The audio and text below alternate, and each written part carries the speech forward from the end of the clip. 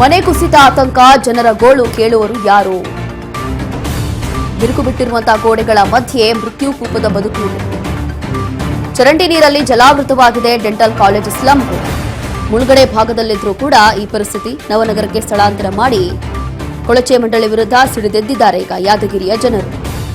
ಹಳೇ ನಗರದ ಜನರ ಗೋಳು ಕೇಳೋರು ಯಾರು ಇಲ್ವಾ ಅನ್ನುವಂಥ ಪ್ರಶ್ನೆ. ಯಾವಾಗ ಬೀಳುತ್ತೋ ಗೊತ್ತಿಲ್ಲ. ಬಡವರ ಆಸರೆ ಆತಂಕದಲ್ಲಿ ಇಲ್ಲಿ ಜೀವನ ಮಾಡ್ತಿದ್ದಾರೆ.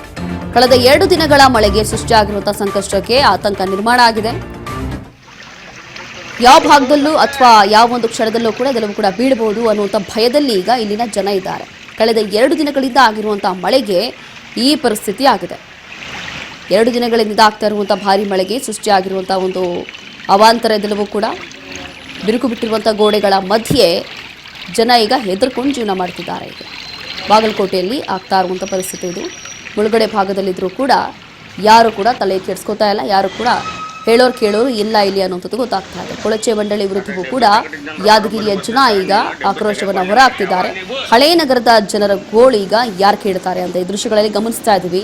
ಇದೆಲ್ಲವೂ ಕೂಡ ನೋಡ್ತಾ ಇದ್ರೆ ಒಂದು ಕ್ಷಣ ಇಲ್ಲಿರುವಂಥ ಜನ ಹೇಗೆ ತಾನೇ ಜೀವನ ಮಾಡ್ಬೋದು ಅಂಥೇಳಿ ನಮಗೂ ಕೂಡ ಅನಿಸುತ್ತೆ ಈ ದೃಶ್ಯಗಳಲ್ಲಿ ಗಮನಿಸ್ತಾ ಇದ್ರೆ. ಅಲ್ಲೇ ಚರಂಡಿ ನೀರೆಲ್ಲವೂ ನಿಂತಿದೆ. ಇನ್ನು ಪಕ್ಕದಲ್ಲಿರುವಂಥ ಮನೆ ಇರ್ಬೋದು, ಆ ಮನೆ ಗೋಡೆ ಎಲ್ಲವೂ ಕೂಡ ಕುಸಿದು ಹೋಗಿದೆ. ಇಲ್ಲಿ ಜೀವನ ಮಾಡಿ ಅಂತಂದ್ರೆ ಹೇಗೆ ಜೀವನ ಮಾಡೋಕ್ಕೆ ಸಾಧ್ಯ ಆಗುತ್ತೆ? ಇದು ಕೇವಲ 2 ದಿನ ಮಳೆ ಆಗಿರೋದ್ರಿಂದ ಆಗಿರುವಂಥ ಪರಿಸ್ಥಿತಿ. ಹಾಗಾಗಿ ಸಂಬಂಧಪಟ್ಟಂತ ಅಧಿಕಾರಿಗಳು ಯಾರು ಕೂಡ ತಲೆ ಕೆಡಿಸ್ಕೋತಾ ಇಲ್ಲ. ನವನಗರಕ್ಕೆ ಸ್ಥಳಾಂತರ ಮಾಡಿ ಅಂತ ಹೇಳಿ ಈ ಹಿಂದೆಯೂ ಕೂಡ ಮನವಿ ಮಾಡ್ಕೊಂಡಿದ್ದಾರಂತೆ. ಆದರೆ ಯಾರು ಕೂಡ ತಲೆ ಕೆಡಿಸ್ಕೊಂಡಿಲ್ಲ. ಮನೆ ಕುಸಿತ ಆತಂಕ ಇದೆ ಈಗ ಇಲ್ಲಿರುವಂಥ ಜನರಿಗೆ.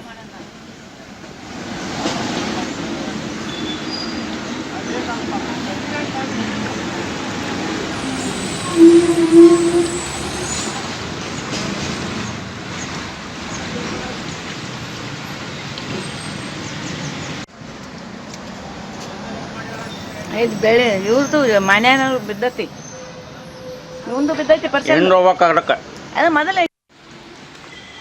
ಈಗ ಇದೀಗ ಕಳೆದ 2 ದಿನಗಳಿಂದ ಆಗಿರುವಂತಹ ಮಳೆಯಿಂದ ಸೃಷ್ಟಿಯಾಗಿರುವಂತಹ ಅವಾಂತರ ಇದೆಲ್ಲವೂ ಕೂಡ ಹಳೆಯ ನಗರದ ಜನರ ಗೋಳು ಈಗ ಕೇಳೋರು ಇಲ್ಲ. ಅದರಲ್ಲೂ ಕೂಡ ಈ ಹಿಂದೆಯೂ ಕೂಡ ಸಂಬಂಧಪಟ್ಟಂತ ಅಧಿಕಾರಿಗಳಿಗೆ ಇಲ್ಲಿನ ಜನ ಮನವಿ ಮಾಡಿಕೊಂಡಿದ್ದಾರಂತೆ. ಆದರೆ ಈಗ ಯಾವ ಕ್ಷಣದಲ್ಲಿ ಬೇಕಾದರೂ ಈ ಮನೆ ಗೋಡೆ ಕುಸಿಬಹುದು. ಅದರ ಜೊತೆಗೆ ಪಕ್ಕದಲ್ಲಿ ಈ ಚರಂಡಿ ನೀರು ಕೂಡ ಹೀಗೆ ನಿಂತಿದೆ.